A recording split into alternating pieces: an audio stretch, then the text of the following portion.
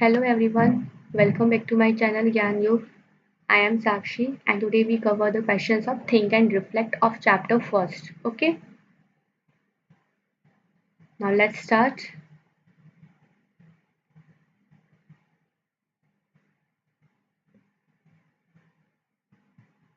On page number 5, आपको two questions given है. First is what are the standard widths for a room door? Look around your home and in school. अपने home और school में देख के बताइए कि आपकी जो रूम की डोर है उनकी विड्थ कितनी है. तो स्टैंडर्ड विड्थ जो होती है नॉर्मली डोर की वो कितनी होती है 2.5 फीट टू 3 फीट होती है. तो आप फर्स्ट क्वेश्चन का आंसर लिखेंगे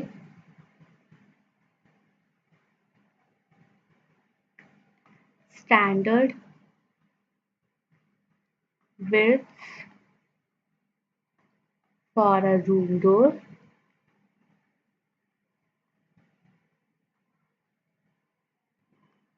इक्वल 2.5 फीट टू 3 फीट.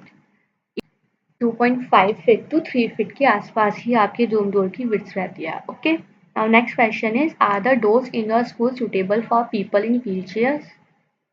जो आपके स्कूल में जो डोर्स हैं वो व्हील चेयर वाले लोगों के लिए भी सुटेबल है. तो यस, 3 फीट के 3 फीट के डोर्स में आराम से व्हील चेयर आ जा सकती है. ओके, तो आप लिखेंगे yes 3 feet wide door is comfortable or suitable for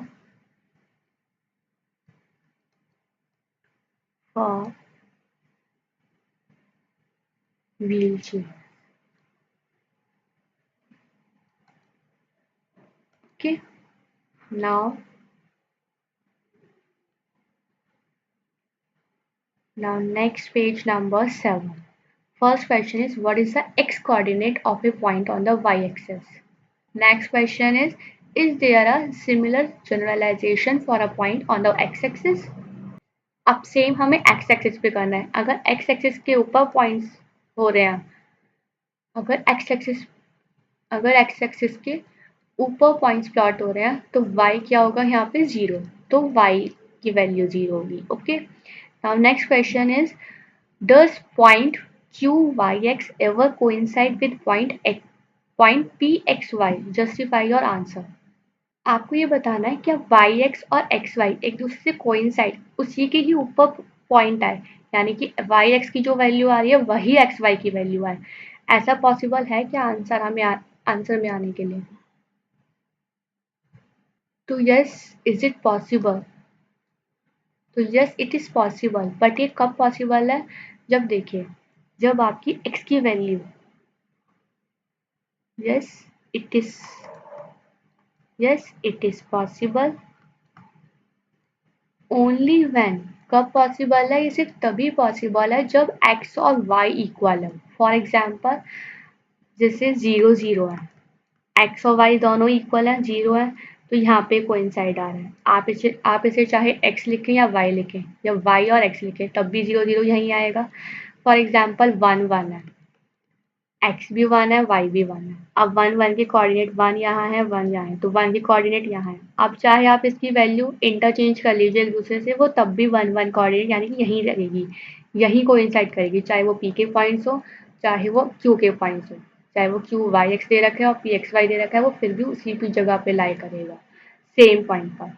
ये कंडीशन कब सेटिस्फाई करेगी? जब आपकी x और y एक दूसरे के इक्वल होंगे. ओके, तो थर्ड क्वेश्चन का आंसर क्या होगा? Yes it is possible only when x equals to y. जब x और y की वैल्यू हमारी सेम है. आप एग्जाम्पल भी देख सकते हैं. For example 1 1 2 2 2 2 3 3 and so on. Okay, now next question is if x is not equal to y. अगर x और y एक दूसरे की इक्वल नहीं है, then X Y is not equal to Y X. तब ये एक दूसरे को सेटिस्फाई नहीं करेंगे. ये कंडीशन की एक्स वाई और वाई एक्स एक जगह प्लॉट नहीं करेंगे. And X Y equal Y X सिर्फ तभी इक्वल होंगे if and only if X equal to Y. जो मैंने ऊपर बताया सेम यहाँ पे भी वही चीज दे रखा है। Is this claim true?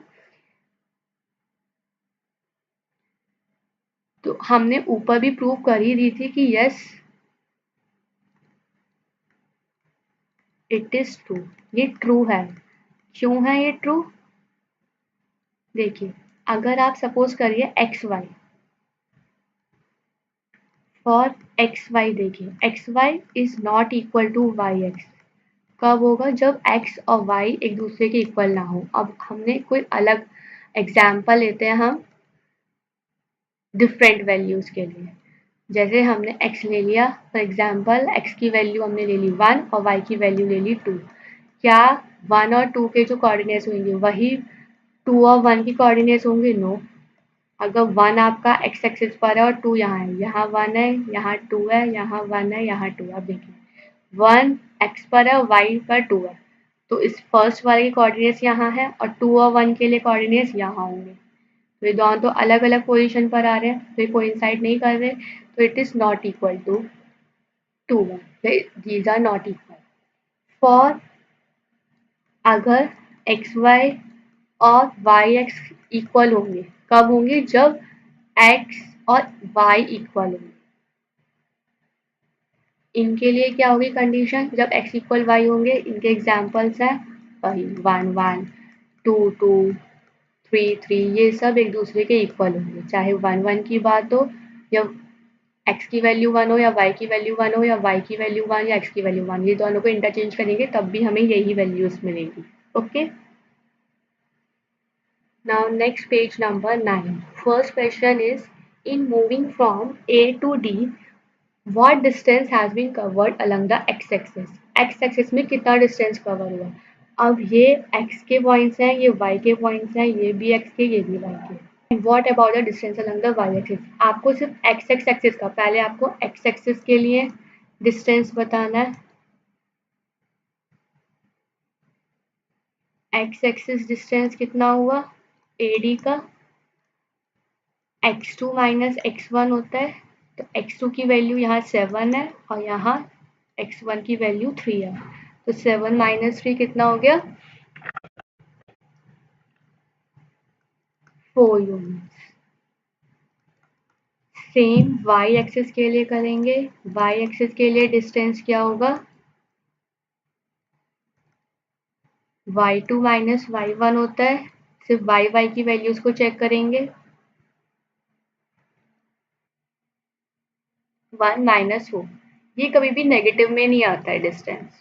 Distance आप कभी भी नेगेटिव में नहीं लिखते, तो इसे आप मॉडुलस की फॉर्म में यानी कि पॉजिटिव में लगाते हैं, तो इसका आएगा 3 यूनिट्स। ओके, चाहे 4 माइनस 1 करें या 1 माइनस 4, आएगा आपका पॉजिटिव नंबर, तो ये हो गया आपका 3 units. Okay, now next part is can these distances help you find the distance AD? क्या ये पूरी AD के बीच का डिस्टेंस, अगर A यहाँ है और D यहाँ है, ये A है ये D है, और इसका पूरा डिस्टेंस फाइंड करना हो, तो इसके लिए हेल्पफुल होंगे ये दोनों? तो यस, हम इसी तरीके से तो फाइंड करते हैं। कैसे फाइंड करते हैं AD का डिस्टेंस? AD इक्वल्स टू वही x2 माइनस x1 का square plus y2 minus y1 का स्क्वायर और उनका स्क्वायर रूट। ये है सेकेंड पार्ट का आंसर। x2 माइनस x1 की वैल्यू आपने अभी फाइंड करी है 4 का square plus y2 minus y1 की कितने आया 3 का स्क्वायर। इनका निकालिए, 4 का स्क्वायर 16, 3 का स्क्वायर 9, दोनों को ऐड करेंगे 25 और 25 का स्क्वायर रूट 5 यूनिट्स। तो AD के बीच का डिस्टेंस कितना हो गया 5 units. Now next page number 11। First question is what has remained the same and what has changed with this reflection? ये रिफ्लेक्शन हो रहा है, इसमें क्या चीज सेम है और क्या चीज चेंज हुई है वो बताना है। अब ये रिफ्लेक्शन वर्ड क्या है? रिफ्लेक्शन जो है वो एक तरीके से मिरर इमेज को इंडिकेट करता है। अगर रिफ्लेक्शन मिरर इमेज को इंडिकेट करता है, फॉर एग्जाम्पल ये ग्राफ है, अगर ये वाई एक्सिस पे ये मिरर इमेज जो है वो एक्स एक्सिस पे काम कर रहे हैं, तो वाई के जो कोई पॉजिटिव नंबर्स होंगे वो मिरर इमेज में क्या दिखेंगे? नेगेटिव नंबर्स दिखेंगे। और अगर वाई यहाँ हम इसे मिरर इमेज बना लें तो x के जो भी पॉजिटिव नंबर्स होंगे वो मिरर में नेगेटिव दिखेंगे। पॉजिटिव और नेगेटिव एक दूसरे को इंटरचेंज करेंगे बस, ठीक है। तो first question is what has remain the same and what has change with this reflection. इस रिफ्लेक्शन से क्या चीज तो सेम हो रही है और क्या चीज चेंज हो रही है वो बताना है हमें।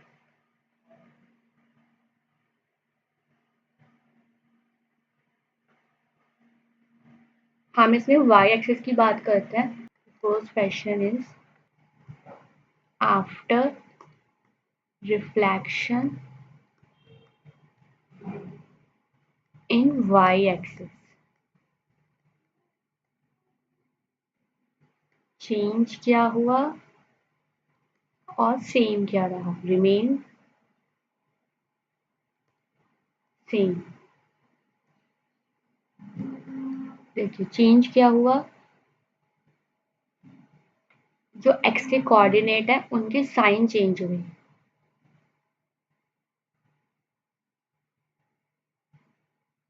x coordinates changed sign. Positive becomes negative and negative becomes positive.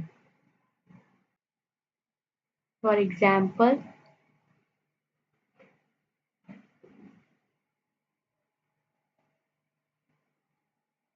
3/4 था, साइन क्या चेंज हुआ x का, -3/4 हो गया रिफ्लेक्शन के बाद।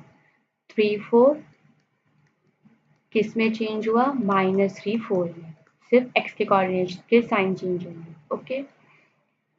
और सेम क्या रहेगा, y के कोऑर्डिनेट्स, y के कोऑर्डिनेट्स सेम रहे, y coordinates remain same.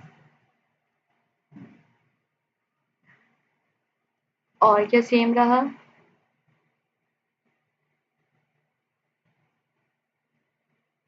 Triangle की शेप, साइज और लेंथ ऑफ साइज, और लेंथ ऑफ साइज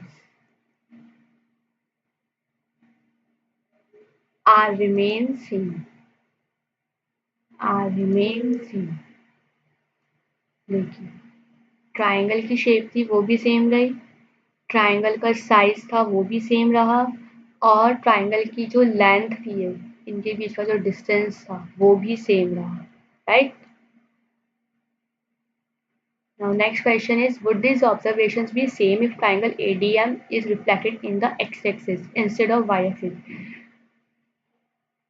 अगर हम y-axis की जगह x-axis पे से रिफ्लेक्ट करते तो क्या ये ट्राइंगल ADM की ऑब्जर्वेशंस वही सेम होती? तो यस, कुछ पार्ट सेम होता। क्या सेम होता? तो हम इसे कह सकते हैं पार्टली यस, कुछ पार्ट। कैसे? In reflection in x-axis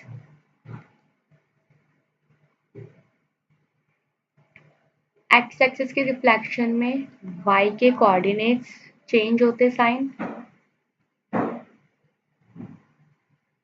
y coordinate change sign, x के कोऑर्डिनेट सेम रहते, x कोऑर्डिनेट रिमेन सेम,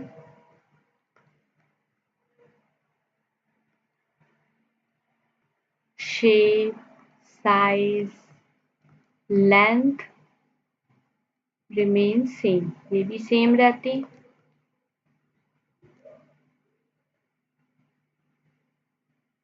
सिर्फ कोऑर्डिनेट के साइन डिफरेंट हुए, यानी कि वहां x के साइन चेंज हो रहे थे, यहाँ y के साइन चेंज होंगे। तो आप लिख सकते हैं ओनली द कोऑर्डिनेट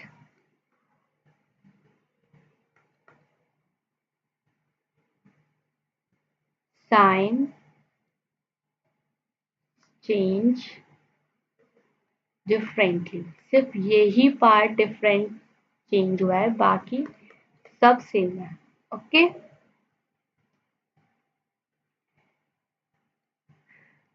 तो नाउ यहाँ पे हमारा चैप्टर का एंड हो चुका है।